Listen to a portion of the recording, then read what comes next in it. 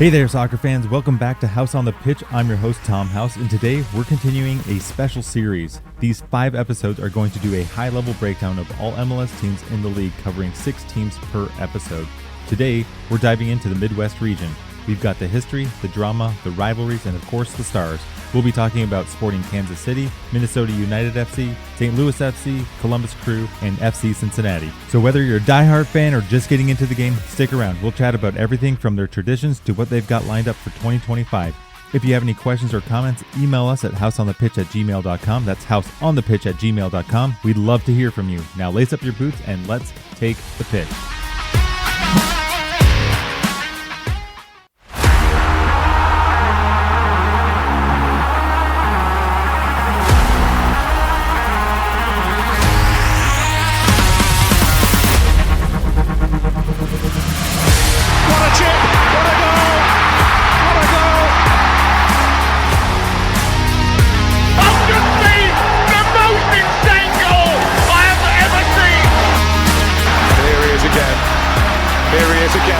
That's astonishing. It's absolutely world class. All right, first up, the first club we are going to talk about today is Sporting Kansas City, or SKC as the fans like to call them. These guys have been around for quite a while. They were founded back in 1995, so that's a long time in MLS years. Back then, they were known as the Kansas City Wiz. Then they became the Wizards before rebranding to Sporting Kansas City in 2011. So going from the Wiz to Sporting Kansas City, very good change in my opinion. Oh, and they're based in Kansas City, Kansas, not to be confused with Kansas City, Missouri, which happens more often than you'd think. Now, SKC has built quite a reputation over the years, being around since 1995. They've got some silverware to their name, too. They've won the MLS Cup twice in 2000 and then again in 2013. And that 2013 final was an absolute nail-biter. It went all the way to penalties, and they edged out Real Salt Lake, team that we talked about in the last episode, to take home the trophy. And they've also won the U.S. Open Cup 4 times, with their most recent one being in 2017. So yeah, this club, it's a club that knows how to get things done on a big stage. Now, getting into some of the leadership and the ownership, heading into 2025, SKC is still led by their longtime coach, Peter Vermes. This guy's a legend. He's been the head coach since 2009, which in soccer years is forever. He's known for his high-pressing style of play and his ability to get the best out of his squad year after year. Vermes is also Sporting KC's technical director, so he's got his hands on pretty much everything and every aspect of that team. On the ownership side, Sporting Kansas City is owned by Sporting Club, a group that includes some local business heavyweights. This setup has been huge for their community-driven approach, which is a cornerstone of the club's identity. Let's talk about some of the players who have made the magic happen over the years and who are making the magic happen now. So at the heart of the team is Daniel Saloy. He's a homegrown talent who's been absolutely stellar for them. And then there's Alan Pulido, the Mexican striker. When he's healthy, he's an absolute game changer. His finishing is top notch, and don't forget Tim Malia in goal. This guy's been a rock for SKC. He's one of the best goalkeepers in MLS history, honestly. Now digging into a little bit of the stadium detail, SKC plays at Children's Mercy Park right in the heart of Kansas. SKC plays at Children's Mercy Park right in Kansas City, Kansas. It's an absolute gem of a stadium. The soccer-specific stadium, the soccer-specific venue, has a capacity of about 18,500, which is just a little bit below the MLS average, but still a pretty good-sized stadium for MLS right now. And it's designed to be as fan and player-focused as possible. And the atmosphere is really electric. They have the area, the Cauldron, which we'll talk about in a little bit. But the Cauldron, it's the passionate supporter section that brings the noise game after game. And here's the cool part. The stadium was built with acoustics in mind. The canopy roof is designed to keep all that noise trapped inside, amplifying chants, cheers, the drum beats. Even when the place isn't completely full, it feels like a packed house, which is kind of a dream for any home team. And it's not just the sound that makes the stadium stand out, it's the experience. Children's Mercy Park has been consistently ranked as one of the best soccer stadiums in the country. The sightlines are fantastic from every seat, so there's really no bad spot to catch the action. Plus, the stadium is a tech lover's dream. It has high-speed Wi-Fi, LED lighting, and massive video boards to keep fans connected and entertained. And let's not forget the extras. Gotta have the extras. From the team shop, packed with SKC gear, to diverse food options that go way beyond your stadium fanfare, there's something for everyone here at that stadium. Whether you're a diehard fan in the stands or someone enjoying their first match, Children's Mercy Park delivers a game day experience that you won't forget. So if you're ever in Kansas, definitely go check out that stadium. Go check out a game there. It's an incredible experience. Okay, so let's talk about their look a little bit. Their primary jersey is usually a clean sky blue and navy combo. It's really kind of nice. It's simple but classy. And their logo, it's a shield with a diagonal stripe with their initials. It's classic yet modern. The rebrand from the Wizards to Sporting Kansas City was a big shift, but honestly, it's helped solidify their identity as a top-tier club. And that switch from Wizards to Sporting Kansas City and the new logo design, it's honestly a very good look. Moving on now to traditions and cultures, the fans are the lifeblood of SKC, and their traditions are something special. At the heart of it all is the Cauldron, as mentioned before. One of the loudest, most passionate supporter groups in MLS. Picture this, drums pounding, flags waving, and the chants echoing throughout Children's Mercy Park for the full 90 minutes. These fans don't just watch the game, they live it. The energy in the Cauldron is contagious. Whether you're in the stands or watching from home, you can feel their passion. And it's not just about noise. They've built a real sense of community. Before matches, you'll find them tailgating in full force, grilling, laughing, and gearing up for the game. On match day, they bring traditions that make SKC games unforgettable. One of the coolest aspects is the victory lap. After every win, the players take a lap around the stadium to thank their fans. It's not just a quick wave either. They actually take the time. It's genuine gratitude. You can see the connection between the team and the supporters. It's a touch that makes the whole experience feel personal, like you're a part of something bigger. And hey, the Cauldron isn't the only group out there. Other supporter groups like South Stand SC and KC Blue Crew bring their own flavor to match day. Together, they create this electric atmosphere that makes SKC games feel more like a festival than just a sporting event. Now, looking at the rivalries, so talk about one of the penalty shootouts that they had in one of their playoff games. So SKC's biggest rivalry is with Real Salt Lake. It started with that insane 2013 MLS Cup final, which SKC won in a dramatic penalty shootout. There's been bad blood ever since. They've also got this budding rivalry with Minnesota United, the Midwest Pride and all that. So these games always bring the heat, and honestly, it's one of the things that makes MLS just so much fun. Now, looking ahead to 2025, SKC is still aiming to get back to their winning ways a little bit here. Injuries have hurt them last season, but if Polito stays fit and the younger players keep stepping up, they'll be a force to reckon with. And Vermes, their head coach, well, no doubt he'll have them prepared technically, and if the Cauldron really steps up behind them with that fan section, they'll be a tough team to beat at home. So that is Sporting Kansas City in a nutshell. They've got history, passion, and let's be real, a coach who knows what he is doing. Sporting KC fans, you've got a lot to look forward to this season.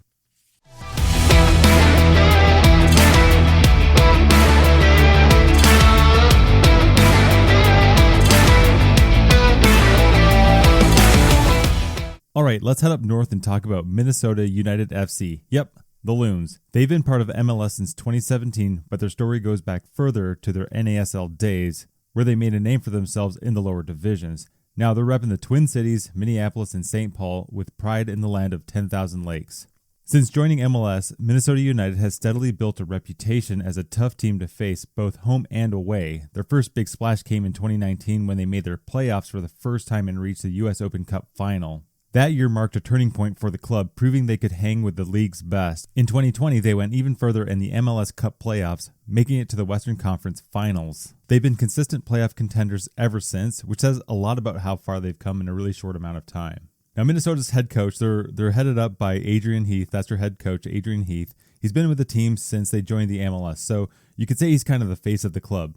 Heath's style emphasizes a solid defense paired with some quick counterattacks, nothing too flashy, but it gets the job done. And now, ownership-wise, the Loons are run by a group led by Dr. Bill McGuire. He's the guy who basically saved the pro soccer in Minnesota when it looked like it might disappear. So yeah, he's kind of a big deal in that soccer community in Minnesota. Now let's get to some of the players on the pitch that you'll see out there this season. Emmanuel Reynoso, he is the guy for Minnesota. He's their creative playmaker, and man, when he's on, he's one of the most exciting players to watch in the MLS. Then there's Robin Lod, who's super versatile. He can play forward, winger, or even midfield. And let's not forget Dane St. Clair in goal. This dude is a wall. He's had some incredible performances, and honestly, he keeps them in a lot of games. Now, the Loons, they play at Alliance Field right in St. Paul, and let me tell you, this place is actually, it is a stunner. Opened in 2019, it's one of the newer stadiums in the MLS, and it's already become an iconic venue, with that eye-catching translucent skin wrapped around the outside of the building. At night, the stadium lights up team colors, creating a glowing beacon that's impossible to miss. It's not just a stadium, it's a statement piece for the Twin Cities. Inside Alliance Field, the stadium holds about 19,400 fans, so it's not the largest MLS stadium, but it is right about average for most MLS stadiums. And no matter where you're sitting, you'll feel like you're right on top of the action. The pitch itself is immaculate, kept in world-class conditions, which is a point of pride for the club. Plus, the steep seating ensures that the atmosphere stays loud and tense, especially when supporter section known as the Wonderwall gets going. Speaking of Wonderwall, it's a single-tier standing-only section where the most passionate fans bring the energy. After every home win, the entire stadium joins in singing Oasis's Wonderwall as a victory anthem. It's one of those traditions that kind of gives you goosebumps even when you're watching from home. And you can't forget about the game day experience. Alliance Field has a full-on beer hall. Yes, a full-on beer hall because it's Minnesota. There, they offer an impressive selection of craft beers, many of them local because, again, Minnesota takes their beer very seriously there. There's also a ton of food options there, which is really impressive, showcasing flavors from around the world. But there's also a special focus on local vendors, kind of like with their craft beers. There's a focus on local vendors as well that highlight the Twin Cities' diverse culinary scene. The stadium is also designed with sustainability in mind. From energy-efficient systems to water conservation efforts, Alliance Field is as eco-friendly as it is beautiful. It's a point of pride for the club and its fans, showing their commitment to the community and to the environment. So whether it's your first match or your 50th match, a trip to Alliance Field is more than just a game. It's really an experience. So if you ever get the chance to head out there to the Twin City area, highly recommend that you go there, check out Alliance Field, see what they have there, go have a craft beer and some of the local foods that's at the stadium, and have a great time. Minnesota United's branding, it's unique. Their crest features a loon with a red star, and it's very symbolic of the state's culture and history. Their primary colors are black, gray, and a hint of that beautiful sky blue. It's simple but super effective branding, and their jerseys, they're very clean and sharp. Adidas has done a really good job of keeping the kits true to the Minnesota vibe. Now, we talked a minute ago about the Wonderwall and that Wonderwall tradition and the loud chanting. So let's go on to some of the traditions and culture there. So after every win, the team and fans come together. So the team and the fans, not just the fans, they come together to sing Oasis's Wonderwall. I know it sounds kind of random, right? But it's one of those things that just works. It started as a joke back in their NASL days when they weren't in the MLS, but now it's a full-blown, heartfelt post-match ritual. Imagine thousands of fans belting out "You're My Wonderwall" in unison. Now, if you recall or if you know or you're aware of, there's another club over in Europe, in England, in Manchester, that does the same song. It's the Gallagher brothers are really big fans of Manchester City, so they do something kind of similar. They belt out Wonderwall at the end of their matches too, and Pep Guardiola, their head coach, and all the players, they kind of gotten into it for a long time, and the Gallagher brothers go down to the locker room a lot to hang out with the Manchester City players after games. Not sure if there's a connection there between how Minnesota does it and Manchester City doing it. I don't know if anybody's ever made that connection, but just an interesting fact. Now, there are other supporter groups too. You've got the Dark Clouds, the True North Elite, and a few others. And let me tell you, they don't mess around. These groups are the heartbeat of Alliance Field. They bring chants, drums, flags, the whole works, the whole lot of personality. You'll see the coordinated tifos, clever banners, and enough noise to shake the stadium. Their energy spills over to everyone else in the crowd, turning a good atmosphere into an unforgettable one. But it's not just about match day. These supporters are active year-round. The Dark Clouds, for example, they're known for their charity work in the community. They've helped raise funds for local organizations, hosted volunteer events, and supported causes that make a difference in the Twin Cities. So they're not just about cheering on the Loons, they're about lifting up the whole community as well, which is really great to see. Another pretty cool tradition is the loon call before kickoff, and it is exactly what it sounds like. A loud echoing of a loon call played over the speakers that gets everybody hyped up before the game. Now, my first impression of a loon call isn't something that would typically get somebody hyped up, but for some reason in Minnesota, it kind of does work. So loon call, not really the same thing as the Minnesota Viking thing that they got going on, or what they do with in Iceland with the Viking clap, the thunder clap. Not as energetic as that, but it is its own unique Minnesota thing with the loon call. So kind of another cool thing to check out if you ever get the chance to go. And really, it's the little details like this that give Minnesota United games their unique charm. So whether it's packed stadium on match day or an off-season fundraiser hosted by fans, there's this undeniable sense of pride and connection. Supporting the Loons isn't just about soccer, it's about being part of something bigger. Now, the rivalries, we talked about Sporting Kansas City in the last segment. That's one of their biggest rivals. There's just something about the Midwest matchups that feels a little extra intense. And there's also a little bit of spice going on with Chicago Fire. It's not quite there yet. I think it's going to take 1 or 2 more seasons for that to grow into something really special. But these game days, they're always something like the fans just can't miss and the fans can't wait for. Now, looking ahead at 2025, the Loons have some work to do. Reynoso is the key, and some of their forwards are kind of the key. If they can stay healthy, Minnesota's attack will be dangerous. They've got a really strong defensive core, but they need to find a bit more consistency, especially on the road, which they really struggled with in the 2024 season. Their head coach, Heath, he's been here long enough to know what works. So if you can make a few tweaks, they'll really go far doing that.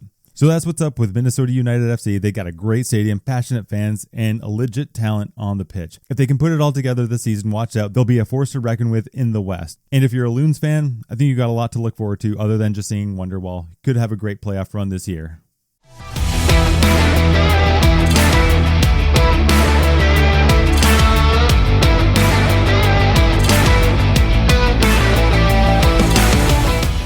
All right, soccer fans, let's dive into Chicago Fire FC, the Windy City.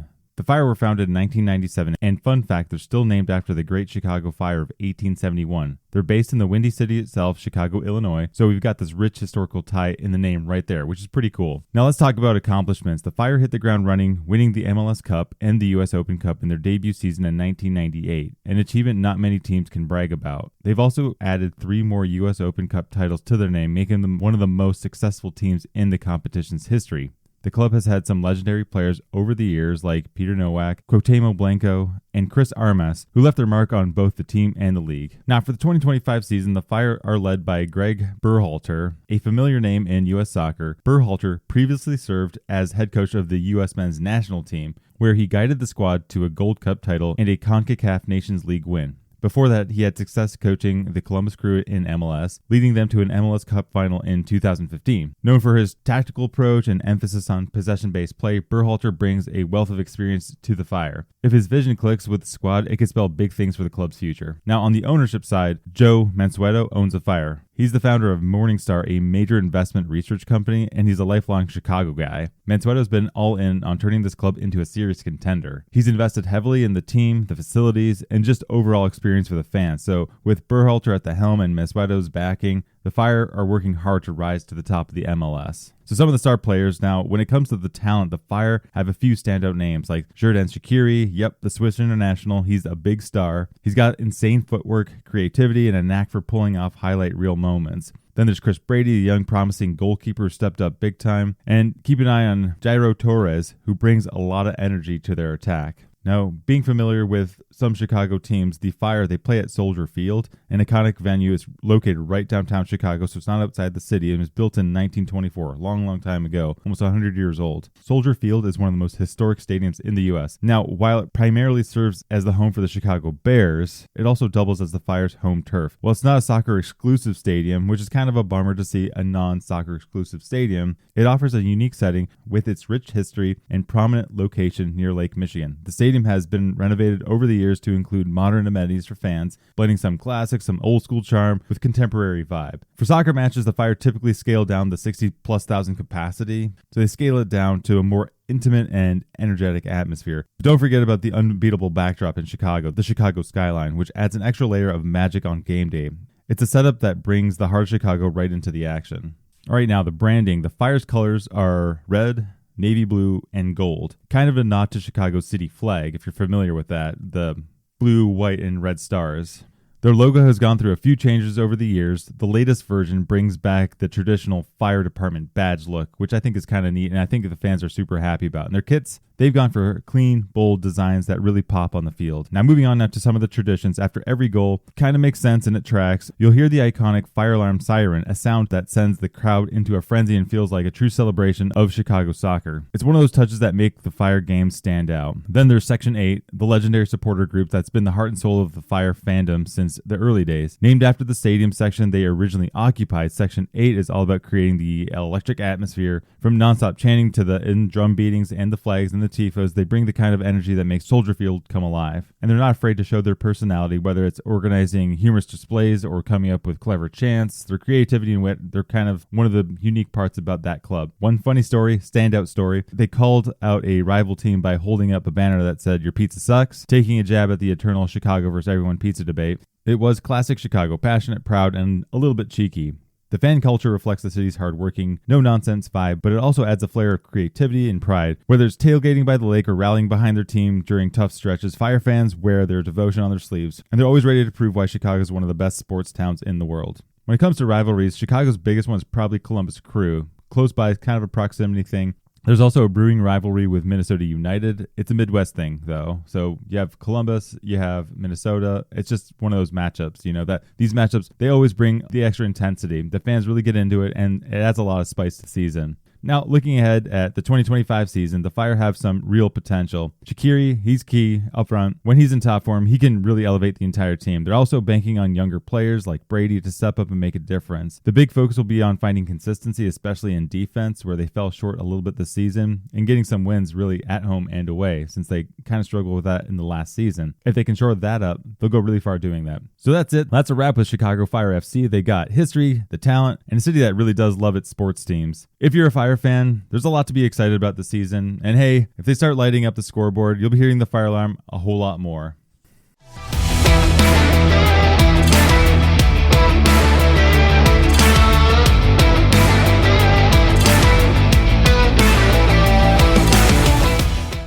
Up next, let's talk about St. Louis City SC. The team that might be one of the newer faces to the MLS, but they've already made a big splash. Founded in 2019 and officially joining the league in 2023, they've quickly become a symbol of pride for the Gateway City. And let's not forget, St. Louis has a deep soccer history. Did you know that it was home to the players from the 1950 U.S. team that famously beat England in the World Cup? Yep, soccer is in the DNA of that city. Now, St. Louis City SC is carrying that legacy forward, representing a city that truly loves the game. So let's set the stage. Leading the charge for St. Louis City SC in 2025, it's the head coach, Brad Carnell. This guy knows his stuff. He's a former South African international defender who played in some of Europe's top leagues, including the Bundesliga, the German league over in Europe. After hanging up his boots, he transitioned to coaching and gained a reputation for his tactical mind and ability to connect with players. Carnell's style is all about making high press. His team hustles hard and closes down spaces and forces turnovers in dangerous areas, making them both exciting and unpredictable to watch. If you love fast-paced soccer with a lot of energy, Carnell's squad will keep you on the edge of your seat. Great matches to watch under his guidance.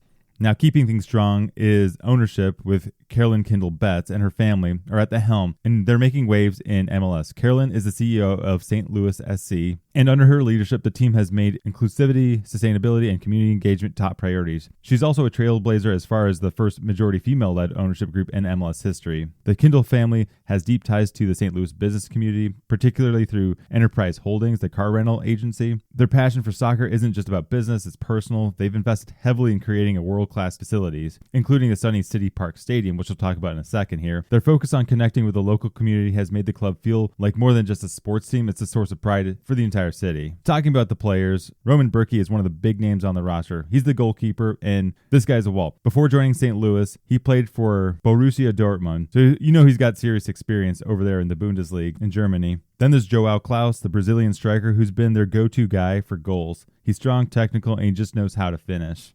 Circling back around now to City Park, their stadium, let's talk about the home field. This is no ordinary stadium. It's a masterpiece, built specifically for soccer and sitting right in the heart of downtown St. Louis. Again, not one of those clubs that's on the outskirts of a city. The place holds about 22,500 fans, and let me tell you, there isn't a bad seat in the house. The designers made sure every seat feels close to the action, so you're always a part of the game. But here's the cool part. City Park is powered by renewable energy. That's right, it's as green as the pitch itself. And speaking of the pitch, the grass is perfect, designed to handle the high-paced style that St. Louis loves to play, and in a sleek, modern design and those nighttime views of the city line, you've got a stadium that's as much as part of the team's identity as their kits. Now, some facts that you need to know about the branding and culture. So, the colors are a mix of the city red and the arch steel gray and the river blue. Those are their actual color names. So, city red and arch steel gray and river blue. And not to the Gateway Arch and the Mississippi River, the things that are in and surrounding St. Louis. Their logo is sharp, it's modern, and it really screams St. Louis pride. Their kits are clean, but they've got these subtle details that tie into the city's vibe. Just check it out. And getting to the heart of it, this fan base, St. Louis City SC, has quickly developed a culture that's as loud and proud as the city itself. Leading the charge are the Louligans, so capital L-O-U Ligans, like hooligans, Louligans, one of the main supporter groups. And these folks have been hyping St. Louis soccer long before City SC even kicked a ball. They bring the energy with nonstop chants, booming drums, and colorful flags, and light up the supporter section every match. And here's a fun tidbit. After every City SC win, the entire stadium sings Country Roads. Yep, the John Denver song, in the middle of Missouri. It's oddly perfect and such a unique vibe. The Louligans even host legendary tailgates before the game, where the food, beer, laughs flow freely. It's truly a community event, and it's built on passion for the game and a love for the city. When it comes to rivalries, you got to talk about Sporting Kansas City. It's a natural rivalry. The cities are close, and there's definitely some Midwest pride at stake. Those matches get intense, and they're definitely one of those matches you want to circle on your calendar.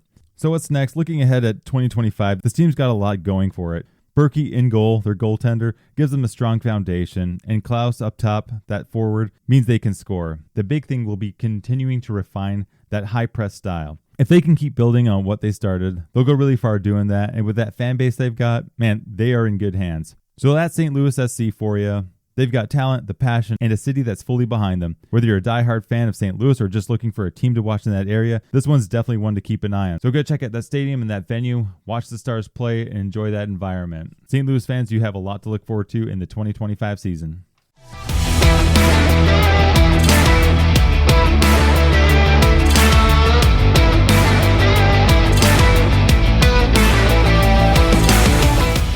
All right, let's shift focus now to the Columbus Crew.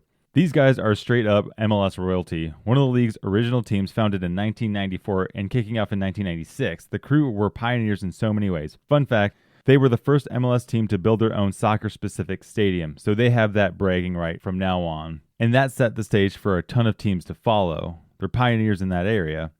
The Crew are based in Columbus, Ohio, right in the heart of the Midwest, and they've been the cornerstone of the league ever since. And they are also two-time MLS champions. They took home the trophy in 2008 and 2020. So the Crew, they know how to win, and they do have quite a good history. At the helm for the Columbus Crew is head coach Wilfried Nancy. Originally from France, Nancy has a deep understanding of the game and a coaching philosophy that emphasizes possession-based soccer. Before joining Crew in 2023, he made a name for himself at CF Montreal, where he transformed the team into one of the most attractive sides in the MLS with his smooth, methodical approach. His system is all about controlling the game, building from the back, and dictating the tempo. He's also known for his ability to develop young talent and brings out the best in his players. If you're into tactical soccer, Nancy's Crew is a masterclass on how to get it right.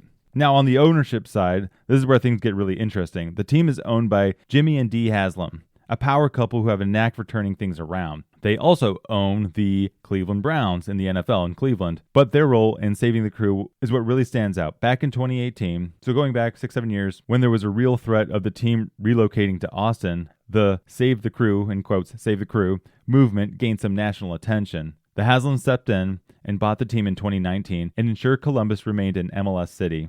Under their leadership, the Crew has thrived. The Haslams, they've invested in state-of-the-art facilities like the Lower.com Field and the Ohio Health Performance Center, showing their commitment to both the team and the community. They're not just owners, they're fans who want to see the Crew succeed at the highest level. Their involvement has solidified the club's place as one of the cornerstones of MLS. Now, circling back around now to Lower.com Field, this place is another epic stadium to see. Opened in 2021, so relatively new. It's right in downtown Columbus. It gives fans an easy access to the heart of the city. The stadium holds around 20,000, so it's slightly below the average MLS size, but right up there. But the energy feels like double that, especially in the Nordeca. More on them in a second. Now, what makes Lower.com Field stand out? For starters, there's a rooftop terrace with killer views of the city skyline, perfect for pregame and halftime vibes. There's also a massive beer garden where you can grab a local brew and hang out with fellow fans. And the sound system is top-notch. Every chant, every cheer, it's amplified to create an electric matchday experience. Now, keeping things strong is their branding. The Crew's colors are black, gold, and white. Their logo got a revamp in 2021, and it's a modern but still plays homage to their roots. It's got that C for Columbus in its checkered pattern, and that's a nod to the original crest. The team jerseys are also really sharp with clean designs and a bold accent. All right, now let's talk about the heart and soul of the Columbus Crew, coming back to this, the Nordeca. This is a supporter section that's not just loud, it's legendary. The name comes from a mix of German and English, so it means the North Corner.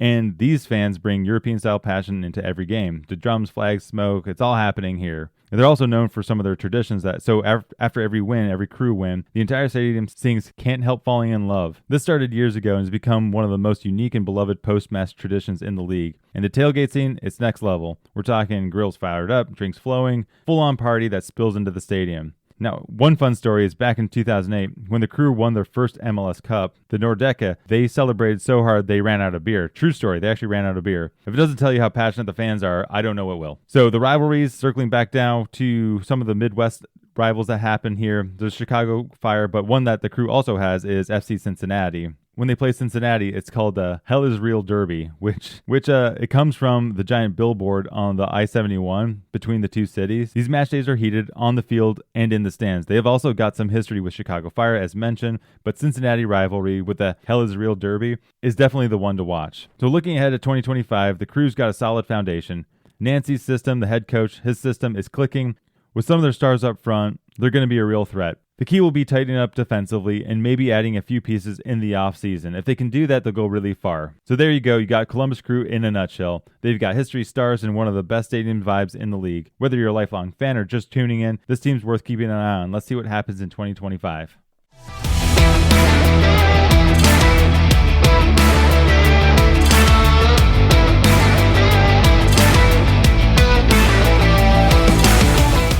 All right, wrapping things up today, we're going to talk about FC Cincinnati. These guys are one of the newer teams in the MLS, founded in 2015, so about 9-10 years old, and then officially joining the league in 2019. But don't let their youth fool you. They've already made a big splash. In 2023, they won the Supporters' Shield, awarded to the team with the biggest regular season record, solidifying themselves as a force to be reckoned with. They're based in Cincinnati, Ohio, a city known for its chill, passionate supporters, and now a thriving soccer scene. Leading the charge for them in the 2025 season is Pat Noonan, who's been the head coach since 2022.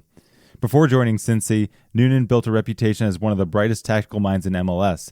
He spent time as assistant coach at the Philadelphia Union, a very good club there, where he honed his skills and learned from one of the league's best systems. Since taking over at FC Cincinnati, Noonan has implemented an exciting attacking style of play that's not just fun to watch, but also incredibly effective. His ability to develop players and foster a winning culture has been transformative for the team. So setting the stage a bit more with the leadership and ownership, Carl H. Linder III is the driving force behind the club's success. A prominent local businessman and philanthropist, Linder's deep ties to Cincinnati make him a perfect figure to lead this team. He's fully invested in the long-term success of the club, both on and off the field. Linder, as the owner, alongside a dedicated group of board members, has prioritized building a strong connection between the team and the community, creating a sense of pride and unity in the city.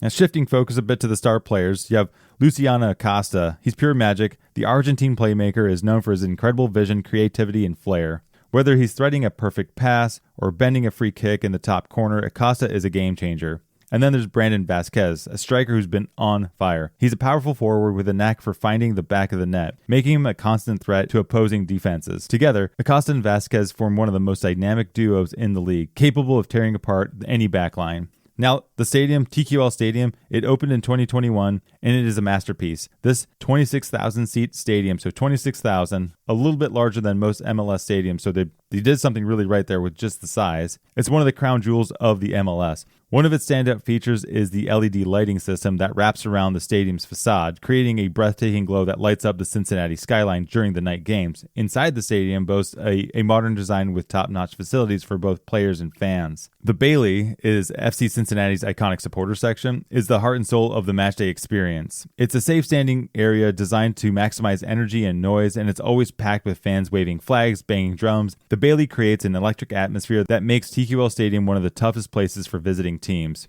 Other cool features include the state-of-the-art sound system, the expansive concourse, and premium seating options like field-level suites. The stadium also showcases local art and pays homage to Cincinnati's history, making it a true reflection of the city's identity. The fan culture around FC Cincinnati is something special as well. One of their most famous traditions is March to the Match. Now, you might be familiar with that from another episode where we talked about it with Seattle Sounders. They also do the March to the Match. A couple clubs do this, but it's where fans gather downtown before every home game and parade together to the stadium, in this case TQL Stadium. It's loud, it's colorful, and it's an incredible way to build excitement before kickoff. And they also have their own after-win celebrations. After every win, the team celebrates the Bailey Blue Salute, where players head over to the supporter section to thank the fans for their unwavering support. This tradition began during the team's USL days and is carried over into MLS, strengthening the bond between the team and its passionate fan base. And speaking of fans, there's the Pride and Die Innestand are two of the largest and most dedicated supporter groups. They're heavily involved in creating tifos, leading the chants, and organizing community events, making them a vital part of the club's identity. Now, last segment, we talked about a rivalry. So FC Cincinnati, in this case, their big rivalry is, again, with Columbus Crew, and it's called the Hell is Real Derby. Again, the name comes from the highway billboard on I-71 between the two cities, and the matches are very intense. With both teams representing Ohio, I think there's just some bragging rights that come with being the winning team from that state. Now looking up ahead at the 2025 season, FC Cincinnati is in an excellent position to continue building on their recent success with Pat Noonan's tactical acumen, Luciano Acosta's creativity, Brandon Vasquez's goal-scoring prowess. They're poised to be one of the league's top contenders. If they can show up their defense and add a few more pieces in the offseason, they'll be a legitimate threat for silverware. So that's a wrap on our last club for today, FC Cincinnati, a young team with a growing legacy and a stunning stadium, a fan base that knows how to bring noise. Whether you're a new MLS fan or a seasoned fan, keep an eye on these guys. They're definitely on the rise. All right, soccer fans, that's it for this episode of House on the Pitch. Check out all episodes from this series where we dive into amazing clubs in the league, giving you a great insight to their history and what they're all about. As always, email us at houseonthepitch@gmail.com and share your thoughts, questions, or comments that you might have. We'd love to hear from you. Until then, we'll see you next time on the pitch.